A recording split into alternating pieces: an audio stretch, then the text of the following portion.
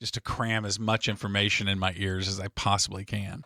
So I think we ought to pioneer we ought to do one podcast in which we're all talking at the same time, the whole There's no way hour. you can listen to that.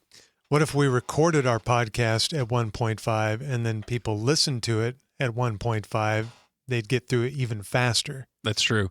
Or we record it at 1.5 and then have them slow it down to 0.5. What would that be? That would be Even Steven.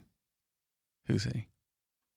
Ready? It's 3. me. My name's Even Steven. Hey, Even Steven. How you doing? Oddly enough, your favorite number's 3. Tell us about that. Well, that came about it was my high school friend. I want to hear you improv this answer. What's your high school friend's name? Well, his name was Smarty McFadden. Okay. All and right. Thank you. Thank you, Even Steven. He passed away. Oh. But his Dang it, now I favorite can't number was 3, so that became my favorite number. All right, you ready? Let me start this thing. By proxy. Don't say by proxy. We Phrases pipeline the number always annoy me. from him to me. And Uh-oh, you're crying. I really appreciate y'all having me on. Did I make the cold open? The Musers, the podcast. Episode 6, Path Not Taken. All right, you're listening to The Musers, the podcast. I'm Gordon Keith. I'm George Dunham. And I'm Craig Miller. I still like doing it, damn it. Okay. It's still real to me. We've been talking about our lives and our loves and work and friendships on this podcast for months now. And I asked you guys recently when we were all crammed into that rental car on one of our work adventures, if you ever wondered how different your life would have been with just 1 or 2 changes that may not have seemed like a big deal at the time, or perhaps you knew it would change something, you just didn't know it would change everything in your life. So I'm talking like one less chance encounter, one less decision made, or one less decision you didn't even know was a decision at the time. So I thought today we'd start off talking about paths not taken, turning points in our lives. Because, with close attention, even the most mundane life is kind of this epic story, and you talk to some stranger and they'll tell you about how they ended up where they ended up. And I'm always struck by these little butterfly effect moments where they tell me some detail, some job they took in a different city that led them on an epic adventure. And it really is only with hindsight that we get any sort of perspective on our lives whatsoever, because trying to analyze it in real time, it's just a muddled mess. So I figured we'd look back and find those little moments that changed everything for us. So my question to you, what are some of the moments in your life you look back on and now think, wow, I may not have realized at the time it was a massive fork in the road. I just thought it was another little footpath, but I took it, and how your life changed. Start with you, Giorgio. Shouldn't we all 3 start with where we were placed by our parents? Because I think that's what I always think about. What if my dad would not have taken the job that he was offered in Dallas, and we had stayed in a little town in central Texas? I think about that not all the time. I used to when I was younger, and I think everything would have changed to me. I never would have met Craig. I never would have gone to North Texas, I don't think. Mm-hmm. I don't know if I would have gone to college, because I went to a little school then, and some kids were really motivated to go to college. But I remember thinking about, man, what am I going to do when I get out of high school? Am I going to go to college, or am I just going to start working? I think my life would have been so different had we stayed in this resort area, and then I would have graduated from Llano High School with a class of like 75. I think I think about that. You would have been herding cows. I may have. You were FFA, weren't you? Yes, I was an FFA. Sure was. And I would have probably stayed in FFA. And my grandfather had a ranch. Maybe I would have, had a big interest in ranching. And I'd be listening to you guys, I guess. I think you're absolutely on that is the biggest thing that was the determiner of our lives. And I think about it a lot as well. Craig and our experience was different than Giorgio's, because you and I, Craig, were both I'm going to use the very strong term, victims of a move that we did not want to make when we were kids. Right. And that we experienced it as being very, very traumatic. And yet those moves is what gave us the life that we ended up having. Yeah, I agree with you, George. That's the first thing I think of was when my dad moved us from Oklahoma City, where I had basically grown up, to Dallas halfway through my junior year. Very traumatic. As I've told you guys before, I refused to join the family for dinner for the first 6 months that we were living in Dallas. So you said to your parents, upset. I'll take room service, please? No, my mom would make my plate every night, and they would all sit down, and I would come out and grab my plate, and I would walk back to my bedroom, and I would eat it back there without talking to anybody. I was so mad because I'd gone to grade school with the same kids from first grade. Then most of us went to the same high school. So I had these same friends. They were all I knew, and Oklahoma City was all I knew, and I just didn't want to leave them. So, yeah, that was the first big one for me because, like you, I would not have gone to North Texas if my dad had stayed in Oklahoma City. There's a great chance I would have gone to OU or OSU. That's where all my friends went. Yeah. And there's a decent chance I never would have gotten into this business. By then, I had decided I wanted to be a sports broadcaster. But I think there's also a chance that had I gone to OU, they have this great meteorological school, and I might have gone back to my original love, from age 6 to about 10, I wanted to be a TV weatherman. And then around 10 or 11, it changed to I want to be a sportscaster, radio or TV. But, North Texas had that great broadcasting school, as we've talked about in some of these past podcast episodes. But I wonder if I would have stayed that course or if I would have kept the weather itch or started scratching that again. I don't know, but I know I wouldn't have gone to North Texas. I wouldn't have met you. Probably never would have ended up at the Ticket, never would have met Gordon. This podcast never would have happened. Which is the most important thing that has occurred.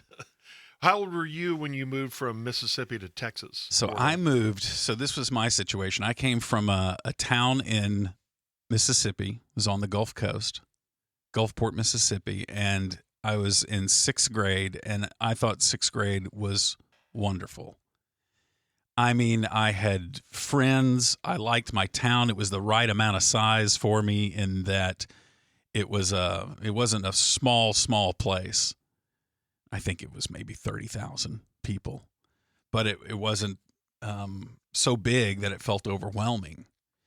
And I loved my school. I loved my friends. I had just won student council. There were only 2 kids from our grade that was elected for the student council for 7th grade, because that was when we were going to go into a junior high, where multiple elementary schools fed into that junior high. And I think that the 2 kids were elected from each of the feeder elementary schools to be on student council in 7th grade. And I won that election towards the end of that year, and I thought that was just so huge. I felt like I had arrived. Going places. Yeah, I mean, I hard-fought campaign, George, survived many scandals October surprises that came in May of that year, and I survived them and still won the election. And so my life was set, and I was really excited to go to junior high in Gulfport, Mississippi. And then my dad drops the bomb on us that, hey, I feel I've been called to a church in Richardson, Texas.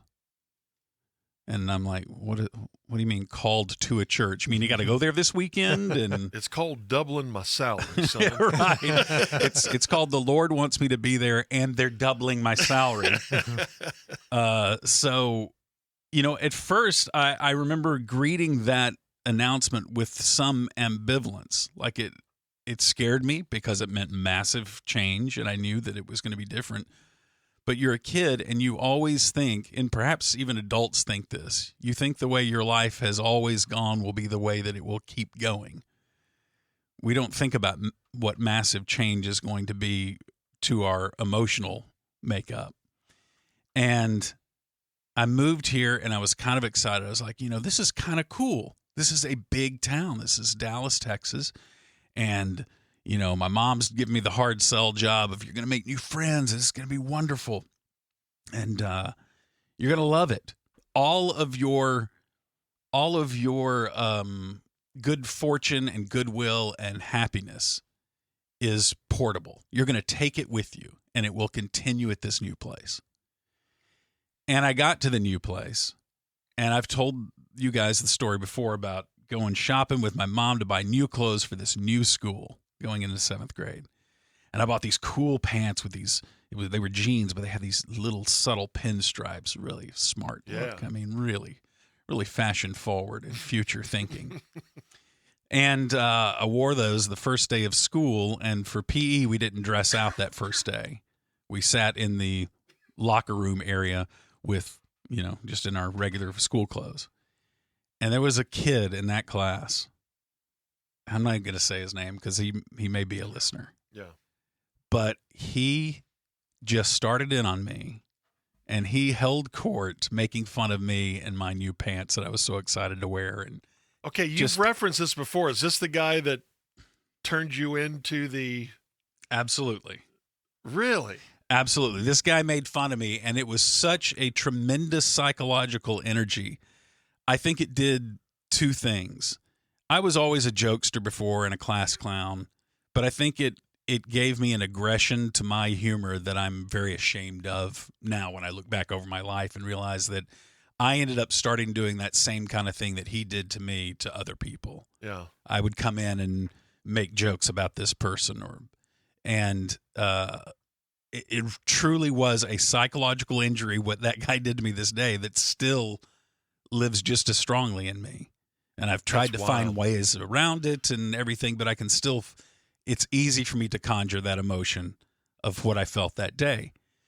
And I didn't realize this until I was just saying it, until I was telling the story to you guys, that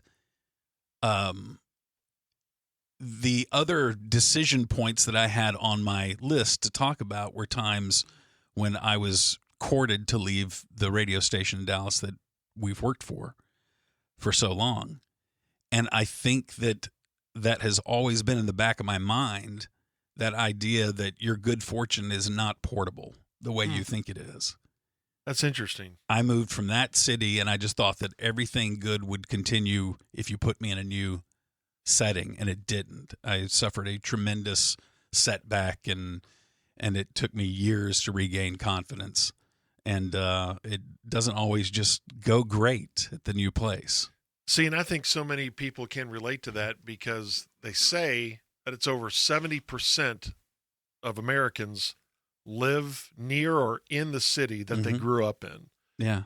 And I'm thinking, I translate that to where you graduated high school from. You can maybe move around a little bit like I did. And maybe that's the advantage I had on you guys growing up, was that I moved when I was 3 from San Antonio to Minneapolis. My poor sister was a senior in high school, and she moved, and I think that was very traumatic on her.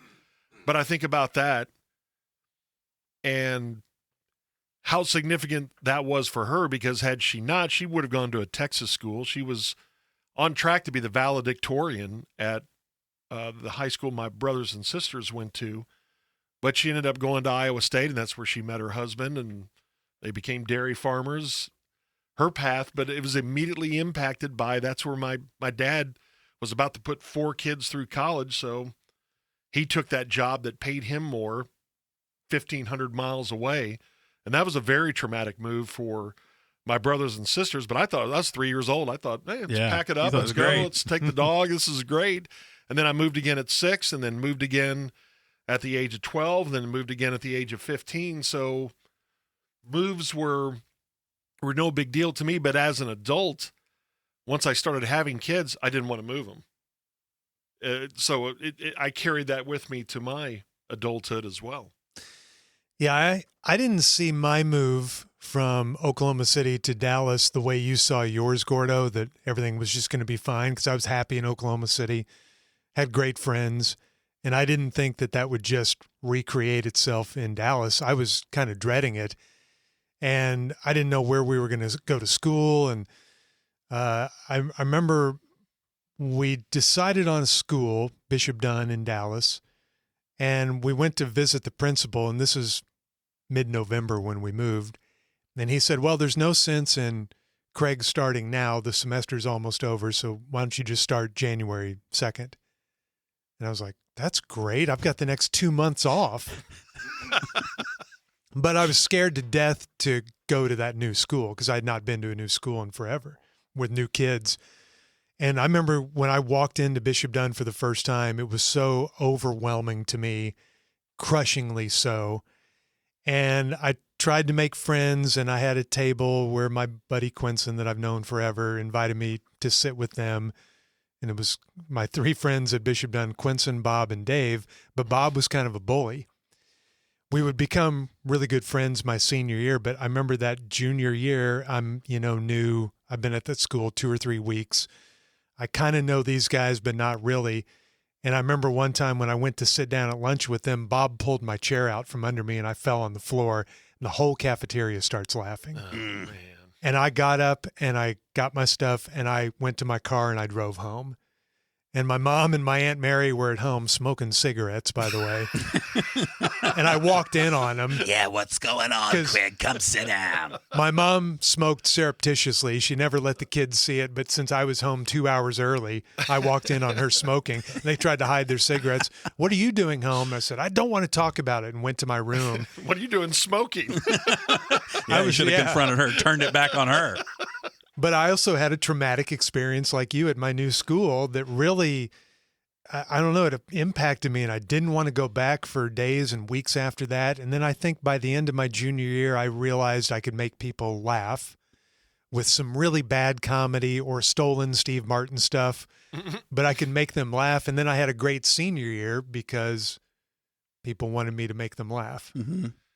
Okay, and this is going back to when we were young, and I don't know why I let this affect me, but I started playing violin in the 4th grade, and I excelled at it, and I really liked it. I didn't love it, but I liked it, and I started taking private lessons with a guy named Mr. Dobbins, who used to be with the Chicago Symphony. He was just a really sweet man, and I got really good.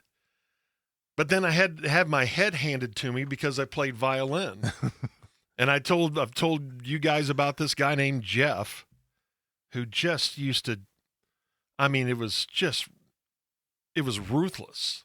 I mean, it's every day. Hey, you can't say the word anymore. There's a word that starts with an F, George, because he's gay, plays violin and all. And I just kind of made a pact with myself. Okay, when I don't have to play this anymore, and I saw that as when I got out of high school, that I just wouldn't play it anymore. And I kept that up for 20 years before I started picking it up again. And it was because I was somehow he made me ashamed to play violin. Which you were good at. Yeah. How crazy is that? I know. And he probably didn't think anything of it. No. And he would have no idea that you are here this many decades later and can still bothered by it. Be bothered by it. Yeah, right? It's just so wrong. And I don't know why kids do that too. We see kids as, oh, they're so sweet and they're so innocent. No, man, you get your head handed to you at a very young age in elementary school. And it's just, I always thought about that with my kids. You can't prevent it. It's just going to happen. No, that's part of the heartbreak of even having children is you have to watch them suffer the world. Yeah. It's like even those of us who didn't have childhood trauma all had the trauma of being a child. Right. But what if I'd stayed in Chicago and kept would I be in the Chicago Symphony? I don't know. I was with Mr. Dobbins. But the sad thing is I didn't get any better from 7th grade when it really ramped up until I graduated high school. I got really no better because I didn't really try anymore. It took the heart out of it. When the bullying ramped up. Yeah. It's just kind of like, man, I don't want to play that thing. It's interesting that the topic of this podcast has morphed into bullying. I know it. Well, yeah. Hey, that's what happens. It's that, once again, it's the butterfly effect of one thing said, then it affects the trajectory of something. I saw my 3-year-old at her school a couple months ago. She went up to this little girl that she wanted to play with, and the little girl just turned to her and said, I don't want to play with you. You're not my friend. And that hurt me more than anything any bully ever did to me, more than Bob pulling the chair out from underneath me. It was just gut-wrenching to see that. Yeah. And I immediately went over and said, hey, let's go play over here. Right. Come on, I got something fun to show you. Yeah. But it was so awful to see that. And then it made me think, what kind of bullying does she have ahead of her? We have friends who have a daughter who was bullied, and they had to take her out of high school. I know. I heard those stories, and it's Yeah. just so terrible. And our friend Bobby Duncan, who is a musician, that's what he always says to his, I guess the only way to combat it is with kindness, because he always tells his kids when he drops them off, okay, have a great day and be kind. Mm-hmm. You know, and that's all you can do. This probably sounds really funny to people who listen to us in Dallas, Fort Worth, because we just murder people every day on our show. Yeah, and I want to talk about that because I don't know whether this is a cope of mine or whether this is useful, but I think back to when we share these stories, the one comment here that affects you for a lifetime. And how many of those that I've probably issued to people when I take the wireless microphone out and, lead with, so you thought that shirt was a good idea. Talk to us about it. And maybe that dude, felt good about that shirt and he had just gotten it. It was just a gift from his wife and how horrible that makes me feel to think about that, the effect that we have on people, that I have on people and you and everybody. But the way that I've kind of, gained a little bit more perspective on that is be careful with your words. Afterwards, try to tell someone, hey, thank you for being a good sport during that. It's kind of, there's a performative thing that's going on here, and you're really, compliment them. Let them know that you see them as a person and you appreciate them. And then I've also have to remind myself of the many times people have come back and said something to me that was positive that I said to them that I had no memory of. Mm-hmm. They'll say, hey, I don't know if you remember this. In 9th grade, you came and sat by me and you said this. And I always appreciated that. Mm-hmm. And then those little moments remind me of, oh, wow, I'm not pure evil incarnate. Okay, that's good. I can work with that. Nice. Okay, that helps me in my recovery to live with myself for the rest of my life. But going back to that guy who made fun of your pants, had he not done that, somebody else probably would have said something, but that affected your path. Oh, absolutely. All of a sudden that sharpened your skills of, okay, if this is going to be, this is kill or be killed insult hour, then I'm going to be really good at it. It absolutely did. It affected the trajectory of my life in a way that, I became much more interested in comedy and being, on the edge, and that led to a career that was successful. And as we've talked about, the three of us being kind of like a three-legged table that has strength and stability, that in a way I always look at, you two have given me a life, because it was our relationship together that provided me with a career that I really had no idea that I would ever have, because I am wildly incompetent at life because of the way my brain you're works. better than you think. You're better than you think. And had I not had, I'm hoping that had I not had that period of time in which I was more aggressive to people personally, that I wouldn't have had the time where I am now in my life, trying to spend the rest of my life dedicated to making people feel good in my private life. Yeah. And public life too, Mm-hmm. But yeah, I think I've changed a lot in the past 5 years, and you guys have. We really haven't noticed. So if you would have stayed in Mississippi, what do you think you would have done? I really and truly have zero idea of what career I could have possibly gone into. Would you be in a Leonard Skinner tribute band? Giorgio, I didn't even choose this career. This is a theme for me, is that I have never, life has chosen me every step of the way. I've never chosen it. I've never said, okay, I want this life and not this life. It feels like I've just responded to what life threw in front of me that very moment. And I've always lived in a reactive phase. I've never lived as an author of this sprawling Russian novel of my life. What if you'd have stayed in Oklahoma? What do you think you would have done? Would have gone to OU. Probably still would have pursued sports broadcasting, or like I said a while ago, tried to get a meteorological degree and gone into, if you're a weatherman, you are either working at the National Weather Service or you're a TV weatherman. Mm-hmm. It's like those are the only two paths. So I may have done that, but I probably would have gone into sports broadcasting because by high school, that's what I wanted to do. But I ended up at North Texas because of my dad's move, which was the best broadcasting school to go to, like we talked about in episode 2. And you know, ended up getting a job in Dallas and ended up at the Ticket. So the Ticket never would have happened if I had stayed in Oklahoma. I mean, the station may have come into existence, but I wouldn't have been a part of it. And so you wouldn't have been a part of it, George. And Gordon, I don't know if you may have ended up there, but we wouldn't have had this show. So I don't know. I think I would have gone into broadcasting, and I would probably be doing something in broadcasting. The fork in the road for me, career-wise, one of the many, was out of college when I was looking for a job either in radio and TV and couldn't find one, as I told you guys in episode 2. And I believe I've told you before that. We don't just unveil everything on these podcast episodes. I went to Colorado with my buddy Dave, and just for a year of racing our bicycles and bartending and waiting tables, and then see what happens with the career after that. And if that job at KRLD hadn't come open and you hadn't called me, George, I might have stayed up there for a long time.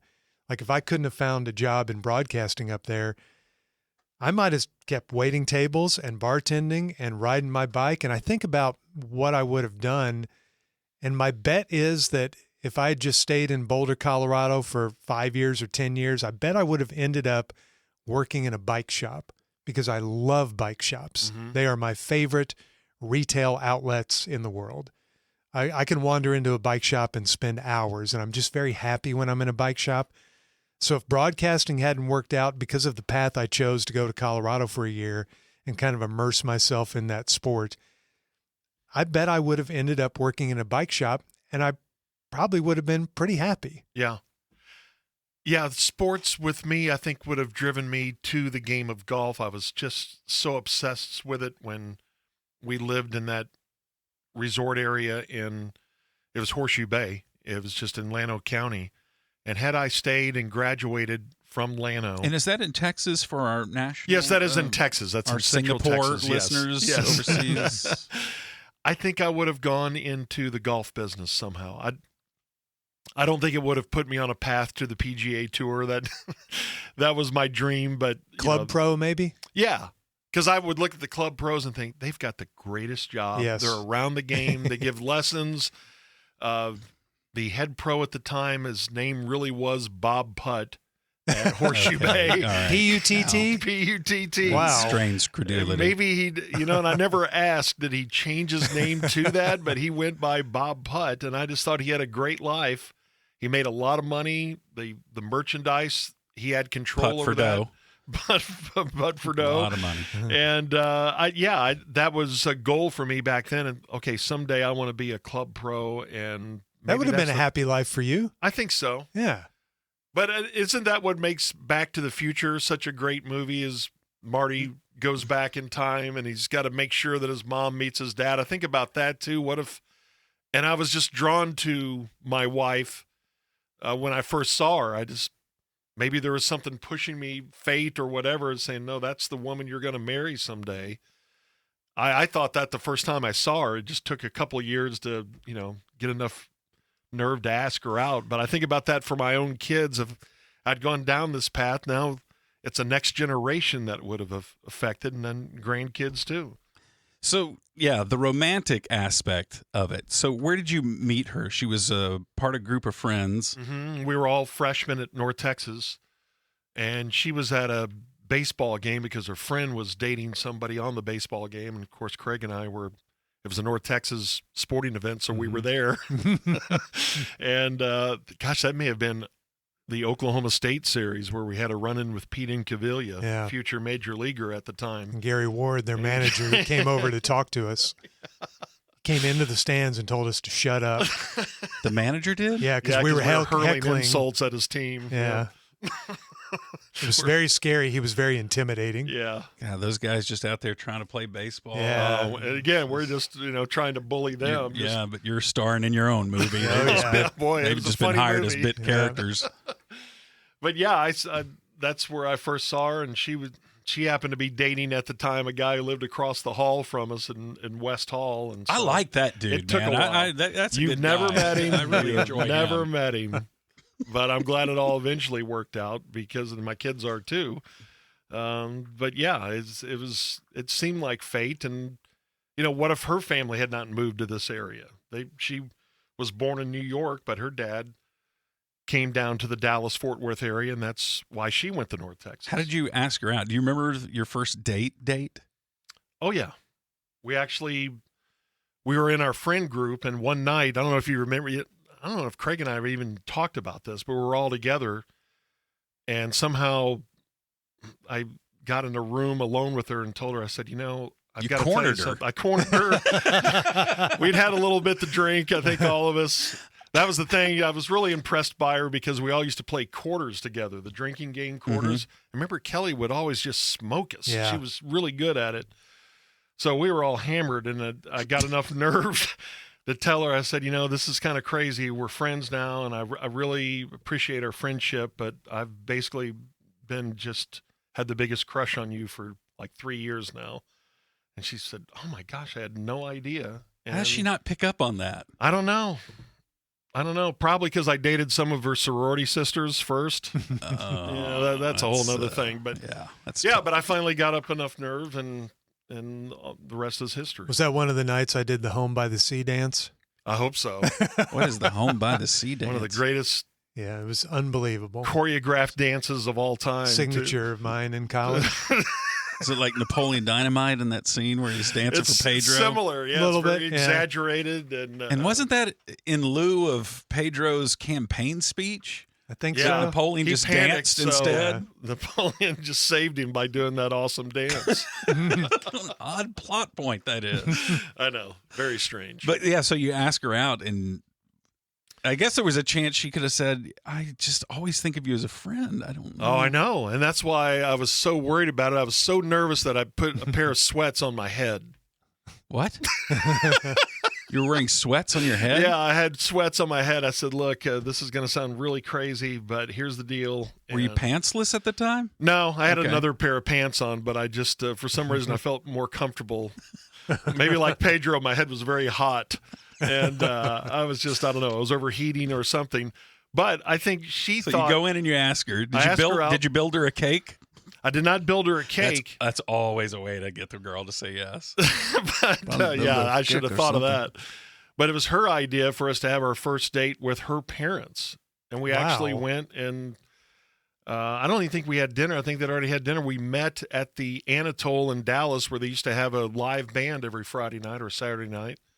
It was Saturday because the next day we went to the Giants-Cowboys game. And the Cowboys won the Always East that comes year. back to sports. But she thought it was important. She wanted me to meet her parents. on So the there was- first date. On our first date. Wow. So there's something, I guess magical for her too. Of I really want him to meet my parents, and and That could have it was- gone really sideways. Oh, I know. But her parents What if her were dad wonderful. had pulled the car up to Inspiration Point and you're all in the backseat going, wait, what is this double date?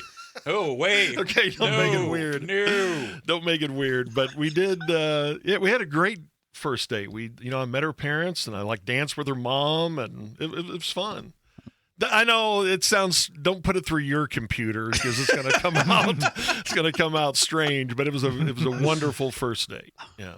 I have to tell you, Giorgio, I've never heard of that before. Really.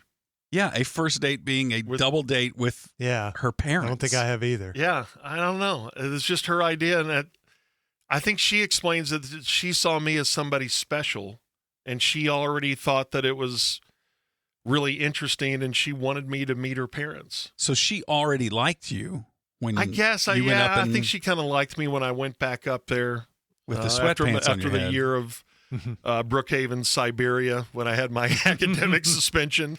And when I came back, I think she saw me. She thought I was just kind of goofy when As we you were were freshmen, but returning from academic war. yes, but I came back Returning from academic home. war. I lifted some weights, and all of a sudden she saw me as okay, maybe Right, this guy. He's got a little about this something. about this guy.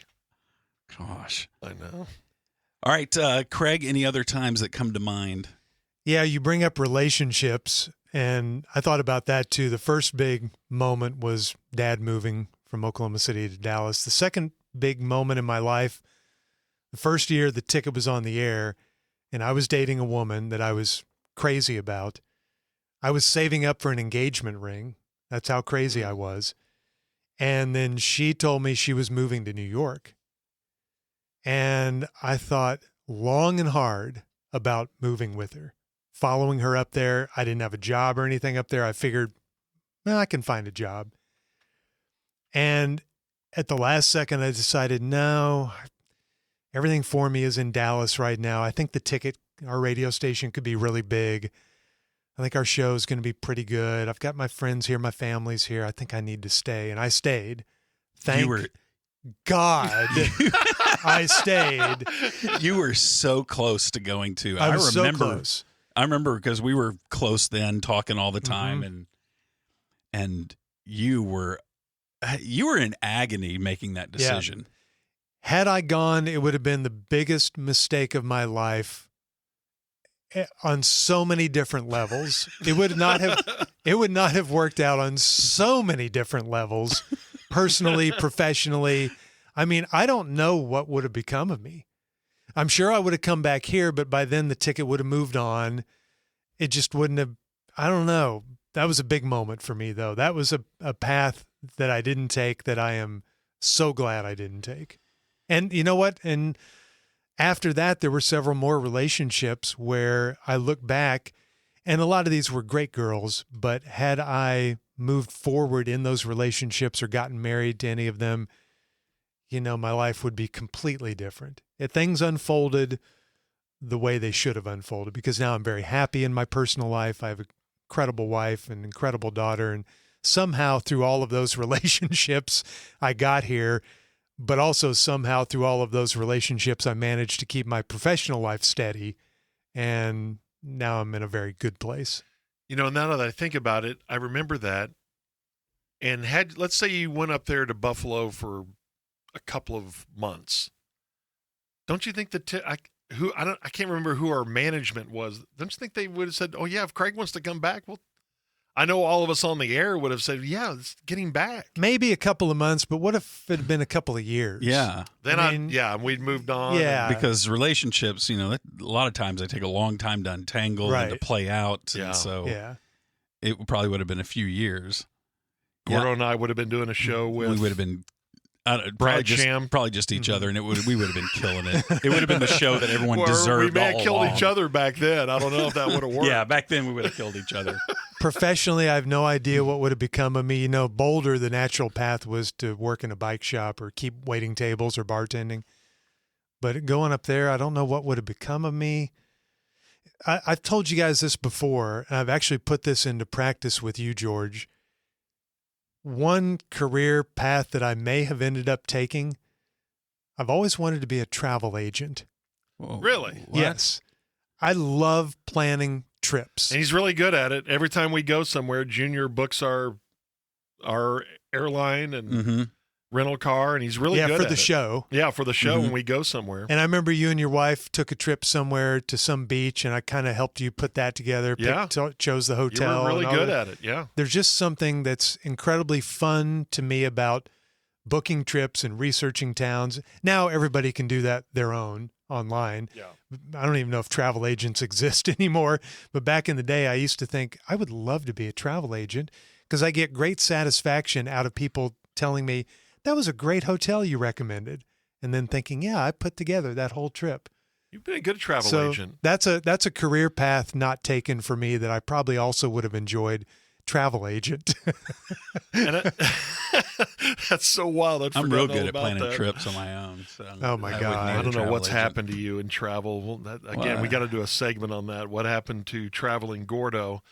Did you, and I think talked about this a little bit on a previous episode, but did you almost leave us at any point? Did you almost think, okay, There were going to pursue it anyway? a couple of times. The ones that I remember was there was a radio station in Dallas, Fort Worth, WBAP. They started courting me because one of their guys who did a character, Sam from Sales, for forever. It was, and I think when I came on the scene, a lot of program directors took a little bit of note of me, like, who's this weird guy they have over there? Seems like a wild card, but he may have something. So BAP was one of those stations that called on me at one time when the guy who was doing their main character was leaving. And Character meaning a funny voice. yeah, funny voice on the radio air. show. They did him every day? Yeah. Monday through Friday? They Wow. did. And so they started talking to me about coming over, doing that character, and being the board operator that would run the audio for the morning show. And I had, I think, two or three meetings with them and many more conversations on the phone. And it was a pretty serious deal. And that was a pretty known station and, prestige. And you have to understand, I have had zero interest in sports, so I was already fish out of water there. It's one of the oldest stations in America. That's true. Very That's prestigious. right. And it is Clear Channel. one of those big Bounces stations that no one else shares that frequency. Mhm. So you can hear it all over America. So you can see how attractive it was to me.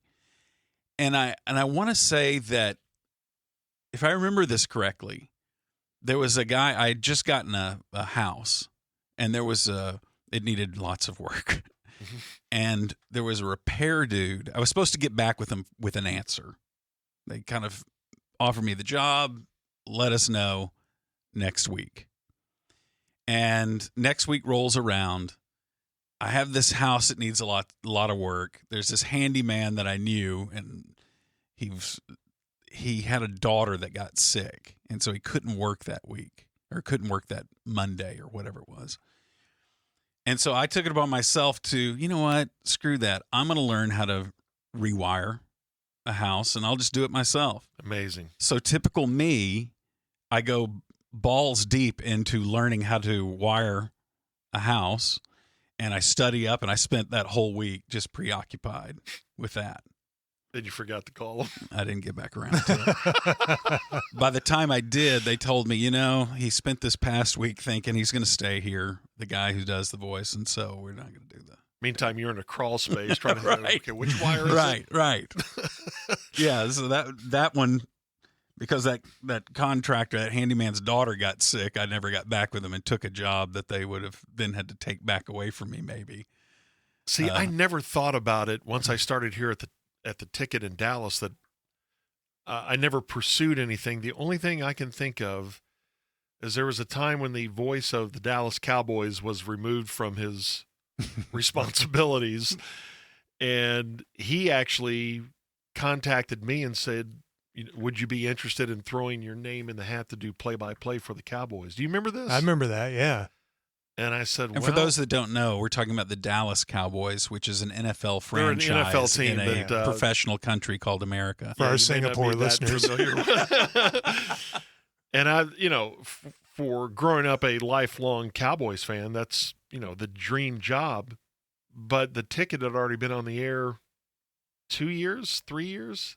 Yeah. And I thought, our show's really taken off. And I remember telling him, well, do you think I could, at the time they were on another FM station.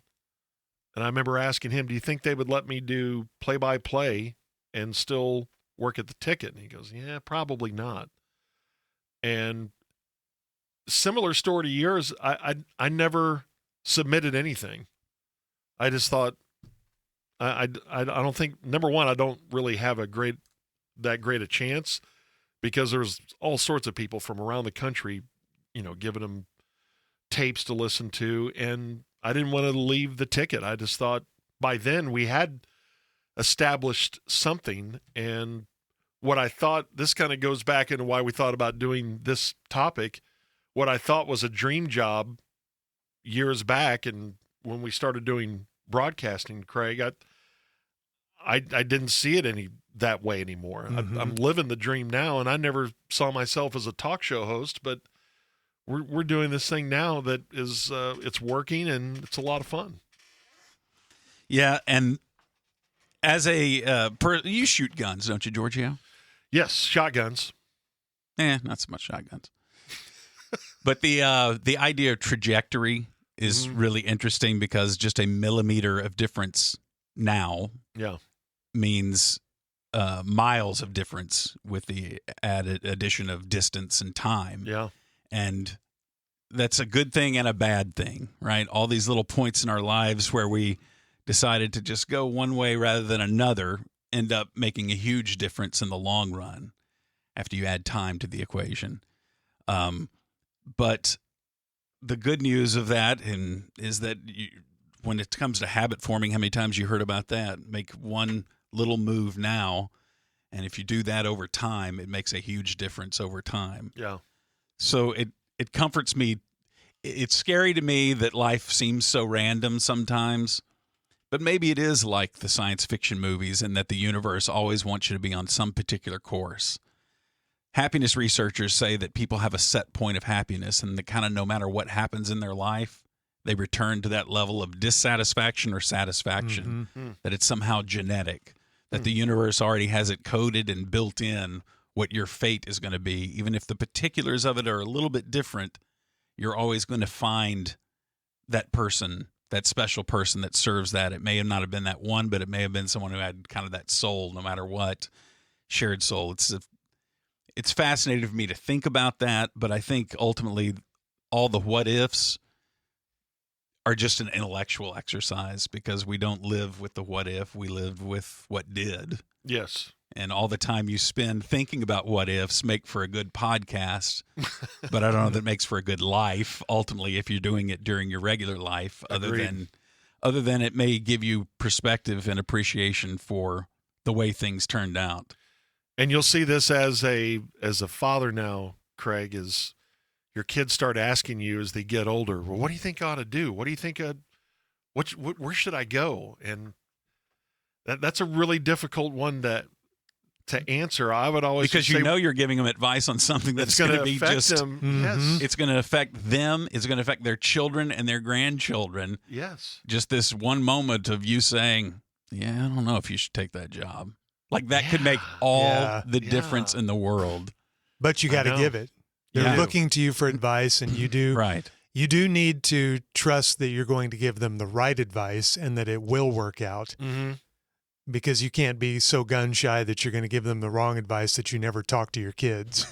Right. Yeah. And my son, who's a coach, he's asked me several times in his adult life as he's been offered jobs, what do you think?